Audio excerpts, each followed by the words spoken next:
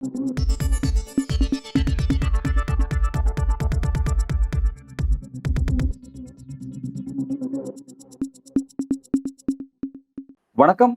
இன்றைக்கு நம்முடன் அரசியல் பேசுவதற்காக மூத்த பத்திரிகையாளர் திரு தராசு ஷியாம் அவர்கள் இணைந்திருக்கிறார். அவரை வரவேற்போம். சார் வணக்கம். வணக்கம் அன்பு. சார், முக்கியமான ஒரு டெவலப்மெண்ட். பாகிஸ்தான் மற்றும் பாகிஸ்தான் ஆக்குபைடு காஷ்மீர் பகுதிகளில் ஒரு முக்கியமான ராணுவ தாக்குதல். அந்த தாக்குதலை தொடர்ந்து ஒரு முக்கியமான பரபரப்பு நியூஸ் நகர்ந்துட்டு இருக்கு. தற்போதைக்கு வரையும் பாத்தீங்கன்னா அந்த அட்டாக் தொடர்ச்சியா இருந்துட்டே இருக்கு. தற்போதைக்கு நம்ம பேசிட்டு இருக்க இந்த நேரத்துல கூட பாத்தீங்கன்னா திரும்பவும் பாகிஸ்தானுடைய ராணுவம் இந்திய எல்லையில ஒரு அட்டாக் நடத்திருக்காங்க. பதிலடியா ராணுவத்துக்கு நிறைய வாய்ப்புகளை வழங்கியிருக்காங்க. நீங்க பதில் அட்டாக் பண்ணுங்க அப்படின்ற அளவுல இந்திய அரசும் சில வாய்ப்புகளை வழங்கியிருக்காங்க. ரொம்ப சீரியஸான இடத்துல நகர்ந்து போயிட்டு இருக்கு. எப்படி பாக்குறீங்க சார்? பாகிஸ்தானில் நள்ளிரவில் நடத்திய பாரி வேட்டை அப்படின்னு ஒரு தலைப்பு ஒரு தமிழ் பத்திரிகையில படித்தேன். பாரி வேட்டை என்பது மதுரை மாவட்டத்தில் சில கிராமங்கள்ல நடக்கும். இரவு நேரத்துல தான் நடக்கும். அது ஒரு விழாக்கால ஏற்பாடாக இருந்தது. ஆனா இது ராணுவ நடவடிக்கை. ராணுவ நடவடிக்கை என்று வரும்போது இதற்கு முன்பு இப்படி ராணுவ நடவடிக்கைகள் நடந்தது இல்லையான்னா நடந்திருக்குங்க. எங்க காலகட்டம் 65 ஒரு மாசம் 10 நாள் நடந்த யுத்தம் அது. 2 தரப்புலையும் நிறைய டேமேஜ். பாகிஸ்தான் பின்வாங்கியது. லால் பகதூர் சாஸ்திரி அதுல பிரதமர்.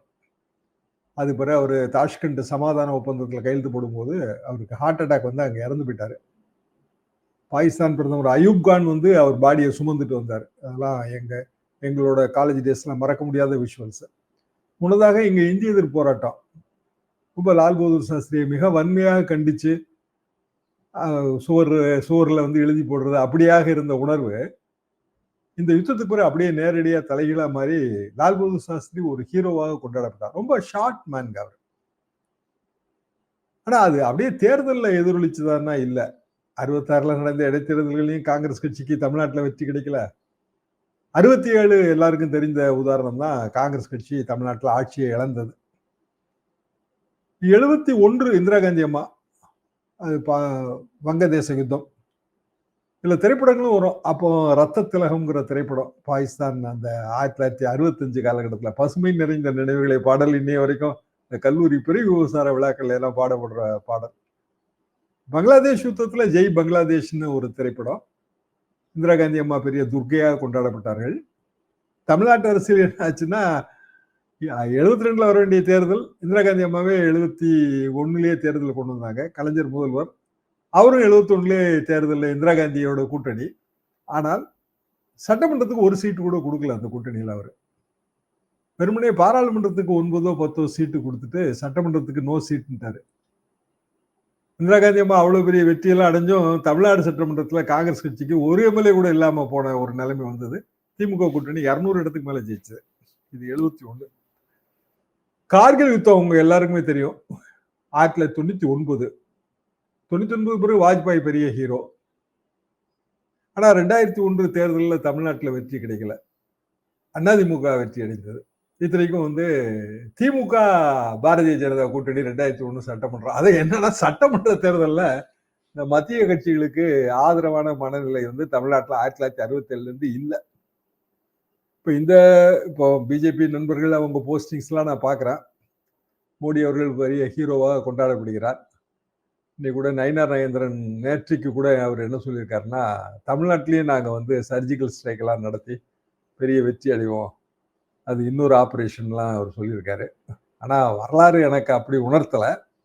என்றாலும் இதுல சில விஷயங்களை நம்ம பார்க்க வேண்டியது இருக்கு. எப்படின்னா ராணுவத்துக்கு சப்போர்ட் அது நம்ம கண்டிப்பா செஞ்சுதாங்க ஆகணும். இந்திய குடிமக்கள் இந்திய ராணுவத்துக்கு சப்போர்ட். தீவிரவாதம் எந்த ரூபத்துல வந்தாலும் நம்ம எதிர்க்கத்தான் செய்யணும். பகல்காம்ல உயிரிழந்தவர்களுக்கான நமது நெஞ்சும் அதுக்கு உருகுகிறது. அதே நேரத்துல ஒரு விஷயத்துல நம்ம கேர்ஃபுல்லா இருக்கணும். பாகிஸ்தான் மக்கள் நமக்கு எதிரிகள் இல்லை. தவறான சில முடிவுகள் பாகிஸ்தான்ல எடுக்கப்படுது. தீவிரவாத முகாம்கள் இருக்கு. முன்பு இருந்ததுன்னா முன்பு இருந்தது. அந்த நாடு எப்போ தோன்றியதோ அப்போதிலிருந்து இந்த பிரச்சனை நமக்கு இருக்கு. இப்ப இதை எப்படி நம்ம வெற்றி கொள்ள முடியும் அப்படின்னா, ஒன்று நமது பொருளாதாரத்தை நம்ம சீர்படுத்துவதன் மூலமாக, இன்னொன்று மக்கள் மனங்களை வென்றெடுப்பதன் மூலமாக. அப்போ உலகளாவிய ஒப்பீனியனை நம்ம நமக்கு சார்பாக கிரியேட் பண்றோம். இப்போ நேற்றைக்கு கூட பாத்தீங்கன்னா ரொம்ப ஒரு புத்திசாலித்தனமான நடவடிக்கை. ராணுவ விஷயங்களை வந்து மீடியாவுக்கு எக்ஸ்பிளைன் பண்ணது 2 பேரும் 2 லேடி கர்னல்ஸ். ஒருவர் வந்து இஸ்லாமியர். அதெல்லாம் வந்து ஒரு சரியான ஒரு ஒரு சரியான பிம்பத்தை வந்து உலக நாடுகள் மத்தியில நமக்கு அது கொடுக்கும். ஆப்டிக்ஸ்ன்னு சொல்லுவோம் இல்லைங்களா? அது ரொம்ப இம்பார்ட்டன்ட். அதெல்லாம் கரெக்டா தான் செய்றோம். சிக்கல் என்னன்னா மாறுதட்டுதல். மாறுதட்டுதல் என்னன்னா, வட இந்தியாவில் செலிப்ரேஷன். மோடி வந்து ஹீரோ. மோடி தான் சௌக்கிதார். மோடி, அமித்ஷா, ராஜ்நாத் சிங் படங்களை வரிசையா போட்டு பாகிஸ்தான் வாலாட்ட முடியாது, ஒட்ட நெருக்குவோம். அது வந்து ஆபத்தான போக்கு. என்ன காரணம்னா, இதுல நம்ம விதைக்கிற வெறுப்பு உணர்வு இந்தியாலையும் சேர்ந்து இருக்கும். நம்ம ரொம்ப பெரிய நாடு நம்ம. வங்கதேச யுத்தத்துல இந்திரா காந்தி அம்மா பாகிஸ்தானே 2ஆ உடைச்சிட்டாங்க.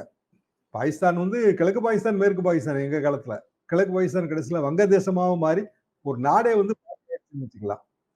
அவ்வளவு பெரிய வெற்றி என்பதெல்லாம் இன்றைய தேதிக்கு இன்றைக்கு இருக்கிற டெக்னிக்கல் வார்ஃபேர்ல சாத்தியம் இல்லை. நான் சொன்ன ஆரம்பத்துல சொன்ன 1 மாசம் சொச்சம்லாம் போர் இப்ப நடக்காது.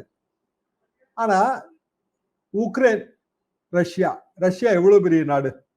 உக்ரைன் யுத்தம் தொடங்கும் போது 3 நாள்ல முடிஞ்சிரும், 2 நாள்ல முடிஞ்சிரும் தான் உலக பத்திரிகை எல்லாம் கணிச்சது. நடந்துகிட்டே இருக்குங்க. 1 வருஷம் தாண்டி ஓடுது. என்ன காரணம்? உக்ரைனுக்கு உதவி செய்யறவங்க அதை சுத்தி இருக்கிறவங்க. இப்ப பாகிஸ்தானுக்கு உதவி செய்யறது சீனா, மிகப்பெரிய நாடு. சீனா வந்து பாகிஸ்தானை தனது பரிசோதனை களமாகவும் பயன்படுத்தும். பாகிஸ்தான் இன்றைய தேதிக்கு ஆயுத கையிருப்புலாம் ஒரு 4 நாளைக்கு தான் இருக்கும். உக்ரைன் போருக்கே அவங்க ராணுவ தளவாடங்களை எல்லாம் வித்துட்டாங்க. நிறைய வட இந்திய பத்திரிகைகள், வெளிநாட்டு பத்திரிகைகளை படிச்சு பார்த்தா பாகிஸ்தானோட டோட்டல் ஆயுத கையிருப்பு அதை பற்றி அவர்கள் போடுகிறார்கள். அதாவது பெரிய அளவுக்கான வானில் பறக்கிற ஆயுதம் அதெல்லாம் இல்லாம தரைப்போருக்கு ஆயுதம் தேவை இல்லையா, வெடிமருந்துகள், பீரங்கிகள், அதை அவங்க போடும்போது இவங்க உக்ரைனுக்கு நிறைய வந்து சேல் பண்ணிட்டாங்க. அவங்ககிட்ட அந்நிய செலவணி இல்லை, உக்ரைனுக்கு சேல் பண்ணாங்க பிற நாடுகள் வழியாக. அதுல அவங்ககிட்ட சொந்த ஆயுத கையிருப்பு இல்லை. அப்போ என்ன பிரச்சனை? சொந்தமா நம்ம கிட்ட வந்து ஆயுத கையிருப்பு இல்லை அப்படின்னா நம்ம போற 2 நாள்ல முடிவு கொண்டு வரணும்னா விபரீதமான முடிவுகளை வந்து அந்த நாடு எடுத்துரும். உதாரணமாக அணு ஆயுதம். அப்படியான விபரீதமான முடிவு ஏற்படும் போது எல்லாருக்குமான ஆபத்தா முடிஞ்சிடும். இப்ப சென்னை எங்கேயோ போர் நடக்குது, இங்க ஒண்ணுமே இல்லை அப்படின்னு நீங்க நினைச்சீங்கன்னா தவறு. என்ன காரணம்னா, கடல் எல்லையில அமைந்திருக்கிற எல்லா நகரங்களும் எப்போதுமே வந்து பார்டர் ஸ்டேட் மாதிரி தான். கடல் எல்லைங்கிறது கான்டினென்டல் ஷெல்ஃபுங்க, கண்டத்தீவு, கண்டத்திட்டு. அதாவது நம்மளோட கடல் எல்லைங்கிறது அந்தமானோடைய கன்னியாகுமரியோடய முடியாது. இந்திய கண்டம் வந்து எது வரைக்கும் கடலுக்குள்ள நீட்டிட்டு இருக்கோ அது வரைக்கும் நமக்கு எல்லை. அப்போ சென்னையிலயும் வந்து அதே மாதிரி நம்ம கண்டத்திட்டு இருக்கும். கண்டத்திட்டுல இருந்து ஒரு குறிப்பிட்ட தூரம் வரைக்கும் நமது எல்லை. அதுக்கு பிறகு சர்வதேச கடல் எல்லை. உதாரணமாக அது வந்து தரை கணக்குக்கு ஒரு 200 மைல் வைங்க. உதாரணமாக 200 மைலுக்கு அப்பால வந்து சர்வதேச எல்லை. சர்வதேச எல்லையில யாரோட கப்பல் வேணாலும் வரலாம். இன்றைக்கு வந்து ஒரு ஏவுகணையோட தாக்குதல் தூரங்கிறது 1000 கிலோமீட்டர் மினிமம். 1000 கிலோமீட்டருக்கு அந்த பக்கத்துல இருந்து நம்ம வந்து ஏவுகணை விடலாம். அது சென்னைக்கோ கல்கத்தாவுக்கோ எல்லாருக்கும் பொருந்தும். கடலோரத்துல இருக்கிற எல்லா நகரங்களும் சர்வதேச கடல் எல்லையில இருக்கிற நகரமா தான் நம்ம கன்சிடர் பண்ணணும். காரணம் என்னன்னா, டெக்னிக்கல் வார்ஃபேர் ஆயிடுச்சு. இப்ப நம்ம தாக்குதல் நடத்தியிருக்கோம், பார்டரை கிராஸ் பண்ணாமலே தான் தாக்குதல். என்னன்னா 100 கிலோமீட்டர் தாண்டி போற ஆள் இல்லாத ட்ரோன்கள் எல்லாமே நம்ம கிட்டே இருக்கு, அவங்ககிட்டயே இருக்கும். அப்போ பார்டருக்கு அவங்கவுங்க பார்டர்ல இருந்துட்டே போற நடத்த முடியும்.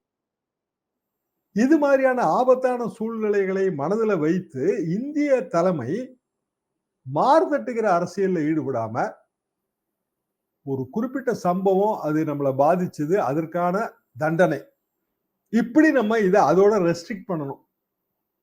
ரைட் டு ரெஸ்பாண்ட் நம்ம கிட்ட இருக்கு. நம்ம பதில் தாக்குதல் நடத்தக்கூடிய உரிமை நம்ம கிட்ட இருக்கு. அது எந்த அளவுக்கு என்பதுல ஒரு எல்லை கோடு வேணும். இல்ல சார், இப்ப அந்த எல்லை கோடு அளவுல தான் வந்து இப்ப இந்த அட்டாக் நடந்திருக்கு. பதில் தாக்குதல் அப்படின்ற மாதிரி தான் இந்திய அரசு விளக்கம் கொடுக்குது. ஆனா வந்து பதிலுக்கு பாகிஸ்தான் என்ன பண்றாங்கன்னா வந்து அவங்க இப்பதான் ஃபர்ஸ்ட் டைம் அட்டாக் எதிர்கொண்ட மாதிரி வந்து நாங்க திரும்ப அட்டாக் கொடுப்போம். ஐநா சபை வந்து 51 பிரிவு வந்து எங்களுக்கு அந்த உரிமையை கொடுத்துருக்கு, அதை நாங்க பயன்படுத்தி திரும்ப அட்டாக் கொடுப்போம் அப்படின்ற விஷயத்தை பயன்படுத்துறாங்களே அப்படின்னா, அப்ப இது டுவர்ட்ஸ் அடுத்த கட்டத்தை நோக்கி ஒரு போரை நோக்கி நகராது அப்படின்ற ஒரு கேள்வி உருவாகுது சார். எப்படி பாக்குறீங்க? ஃபுல் ஸ்கேல் வார நோக்கி நகரக்கூடாதுங்கிறதாங்க எல்லாரோட எதிர்பார்ப்பாகவும் இருக்க முடியும். என்ன காரணம்னா, அணு ஆயுதங்கிறது தான். அது வந்து ஒரு பிளாக்மெயில் பாலிடிக்ஸ் தாங்க. பாகிஸ்தான் அணு ஆயுதத்தை எல்லாம் பயன்படுத்தாது அப்படின்னு ஒரு தரப்பு சொல்லுது. கட்டுரைகள், இந்த போர் சம்பந்தமான செய்திகள் படிச்சு பார்த்தா அப்படி சொல்றாங்க. ஆனா ஒரு நாடு அந்த நாட்டோட தலைமையோட முடிவுகளை பொறுத்தது.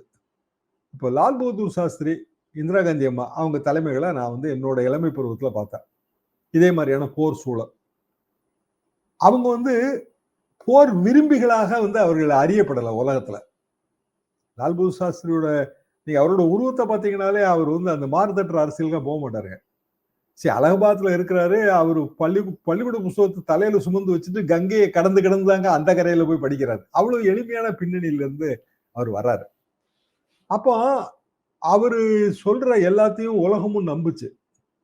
அது நாங்க அப்படி எஸ்கலேட் பண்ண மாட்டோம். இந்தியா வந்து பாகிஸ்தானுக்கு வந்து பாகிஸ்தானோட யுத்தம் இல்லை இது. பாகிஸ்தானோட தவறான செய்திகளுக்கு பதிலடி என்று சொல்லும்போது உலகம் நம்பியது.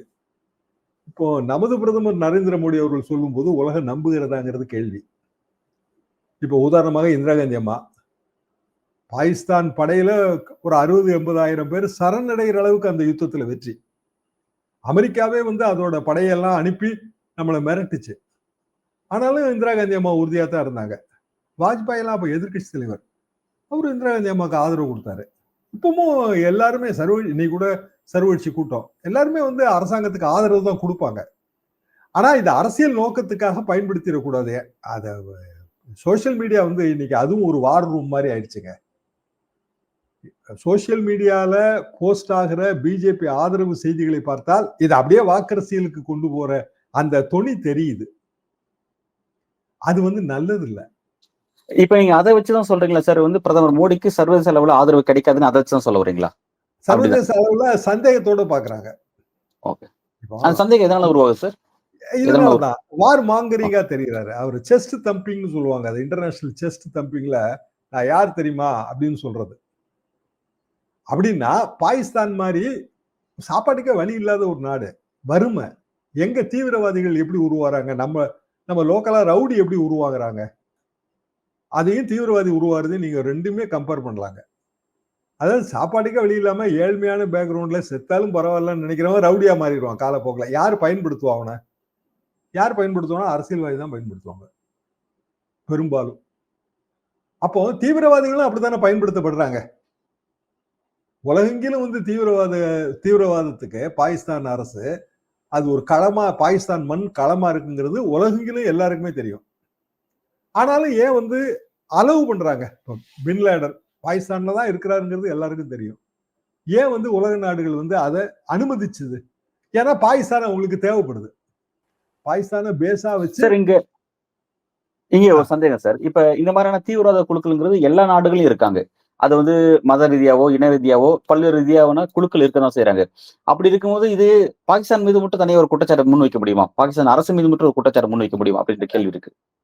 பாகிஸ்தான் வந்து டெரர் மாடியூல்ஸ். இப்போ பாகிஸ்தான் மட்டும் இல்ல, ஒரு சில நாடுகள் நீங்க சொல்ற மாதிரி, இப்போ உதாரணமா ஹமாஸ் தீவிரவாத இயக்கம், ஹமாஸுக்கான சப்போர்ட் கிடைக்கிற பல நாடுகள் நமக்கே தெரிஞ்ச விஷயங்கள் தான். அப்போ இதுல என்னன்னா டெரர் எக்ஸ்போர்ட்டிங் கண்ட்ரியா வந்து பாகிஸ்தான் மாறிடுது. பாகிஸ்தான்ல இருந்து பயிற்சி பெற்றவர்கள் கூலிப்படையா எல்லா இடத்துக்கும் போறாங்க. உக்ரைன் போர்ல பிற நாட்டை சேர்ந்த கூலிப்படையினர் ரஷ்ய ராணுவத்தினராக பயன்படுத்தப்பட்ட செய்தி நம்ம பாக்குறோம்ல. இங்க இருந்து இந்தியால இருந்தே போனவங்க எவ்வளவு பேரு? என்ன காரணம்னா மரபு சார்ந்த ராணுவத்துக்கு ஆள் பற்றாக்குறை ஏற்படுறோம். அதான் வேலையில்லா திண்டாட்டம் மாதிரிங்க. அது ராணுவத்துல வேலையில்லா திண்டாட்டம் மாதிரி ஆள் இருக்காது. அப்போ பிற நாடுகள்ல இருந்து வந்து அவங்க ஆள் எடுக்கும்போது பயிற்சி கொடுக்கறதுக்கு நேரம் கிடையாது. இப்போ பயிற்சி பெற்றவங்க யாரா இருக்க முடியும்? பிற நாடுகள்ல வந்து இருக்கிற தீவிரவாத குழுக்கள் தானே பயிற்சி பெற்றவர்களா இருக்க முடியும். அப்ப அவனுக்கு மதமும் கிடையாது, நாடும் கிடையாதுங்க தீவிரவாதத்துக்கு. அவனை பொறுத்த வரைக்கும் அவன் வந்து ஏர்ன் பண்ணணும்னு நினைக்கிறான். அவனுக்கு தெரிந்த வித்தை என்பது வில் வித்தை மாதிரி துப்பாக்கி வித்தை. அதை வச்சு ஏர்ன் பண்ணணும்னு நினைக்கிறான். எந்த நாட்டு ராணுவத்துல வேணாலும் போய் எந்த நாட்டு போராக இருந்தாலும் பங்கெடுக்க தயாரா இருக்கும்போது அவனுக்கு எப்படி தேசபக்தி எல்லாம் இருக்க முடியும்? சரியா நீங்க அதை உதாரணமாவே பார்க்கலாம், தொடர்ந்து உதாரணமாவே பார்க்கலாம். அப்ப இது சர்வதேச போக்கிலே ஒரு ஆபத்தான போக்கு. அதுக்காக அவங்க வந்து பகல்காம்ல தாக்குதல் நடத்துவதற்கு நம்ம பதிலடி கொடுக்காம இருக்க முடியாது. கொடுத்துட்டோம். கொடுத்த பிறகு ரெஸ்ட்ரெயின் தேவை. ரெஸ்ட்ரெயின்னா இப்போ எல்லையில ஸ்கிரிமிஷஸ் இருக்கு. அதாவது அவங்க வந்து அத்துமீறி சுடுறது, அப்புறம் வந்து நம்ம அதுக்கு பதிலடி கொடுக்கறது. இது வந்து போர் கிடையாது. இது அத்துமீறல். ஃபுல் ஸ்கேல் போர் இருக்குல்ல. இப்ப நம்ம தயார் பண்றதெல்லாம் பார்த்தா ஃபுல் ஸ்கேல் வாருக்கு தயாராகிற மாதிரி இருக்கு. இப்ப உதாரணமா பாதுகாப்பு ஒத்திகைகள் 71ல எனக்கு ஞாபகம் இருக்கு. இப்பதான் நடக்குது அடுத்த பாதுகாப்பு ஒத்திகை. இங்க தமிழ்நாட்டுல 2 இடம் தாங்க. ஆனா வடநாட்டுல ஏகப்பட்ட இடங்கள்ல அதை நடத்தியிருக்காங்க. அப்போ போர் பதற்றம் யாருக்கு வரும்னா அங்க இருக்கிற மக்களுக்கு வரும். இப்பவே பார்டர் ஏரியால காலி பண்ணிட்டு எல்லாரும் வந்து உள்பகுதிகளுக்கு மூவ் ஆறாங்க. நான் பார்டர் ஏரியால பஞ்சாப்ல சர்வ் பண்ணுங்கிற முறையிலையும் நான் இதை என்னால ஃபீல் பண்ண முடியுதுங்க. அப்போ சர்வ் பண்ண ஏரியாக்களுக்கும் பாகிஸ்தான் பார்டருக்கு இடையில ஒரு 100 கிலோமீட்டர் டிஃபரன்ஸ், அவ்வளவுதான். சரி, இங்க இருந்து திண்டிவனம் டிஸ்டன்ஸ். நினைச்சா பஸ் பிடிச்சோ இல்ல மோட்டார் சைக்கிளையோ போக முடியும். அப்படியான ஒரு ஏரியா தான் அந்த ஏரியா. அப்போ அங்க பார்டர் ஏரியால இருந்து பெரும்பாலான மக்கள் உள்பகுதிகளுக்கு குடியேறும் போது நமக்கும் பொருளாதார அழுத்தம் ஏற்படும். ஏன்னா அவன் ஏதோ ஒரு வேலையில இருப்பான். உதாரணமா ஒரு விவசாயி ஒரு 5 ஏக்கர் பயிரிட்டு இருக்கான். அறுக்கிறதுக்கு முந்தையே வந்து அவன் இங்க மூவ் பண்ணிடுவான். மூவ் பண்ணி ஒரு 20 நாள் கழிச்சு திருப்பி அவன் வில்லேஜுக்கு போனாலும் அவனோட விவசாய பணி எல்லாமே பாதிக்கப்பட்டிருக்கும். இது வந்து ஒரு பெரிய ப்ராப்ளங்க. இது வெறுமனே வந்து பஹல்காம் தாக்குதலுக்கு பதிலடி கொடுத்து விட்டது இந்தியா, அது வந்து பாகிஸ்தான் வாளை ஒட்ட நறுக்கி விட்டோம், இப்படி நம்ம பெருமிதப்படுவது என்பது எதிர்காலத்துல அது பல்வேறு வகையான ஆபத்துகளை நோக்கி நம்ம கொண்டு செல்லும். உதாரணமாக நம்ம வந்து இன்னொரு மதத்தை சேர்ந்த ஒரு கர்னல் அதிகாரியை வச்சு இதெல்லாம் நம்ம எக்ஸ்பிளைன் பண்றோம். அது வந்து வெரி குட் ஆப்டிக்ஸ், அதுல ஒன்றும் சந்தேகமே கிடையாது. ஆனா ராணுவமாக அப்படியே செயல்படட்டும். அரசியல் தலைமை ராணுவ செயல்பாடுகளில் இருந்து அரசியல் லாபத்தை அடைவதற்கு முயற்சி செய்யப்படாது. இதுதான் என்னோட கருத்து. ரொம்ப விரிவான ஒரு உரையாடல் சார். பல்வேறு கேள்விக்கும் ஆழமா உங்களோட கருத்துல வழங்கியிருக்கு சார். உங்களோட கருத்துக்கும் வருகைக்கும் மிக்க நன்றி.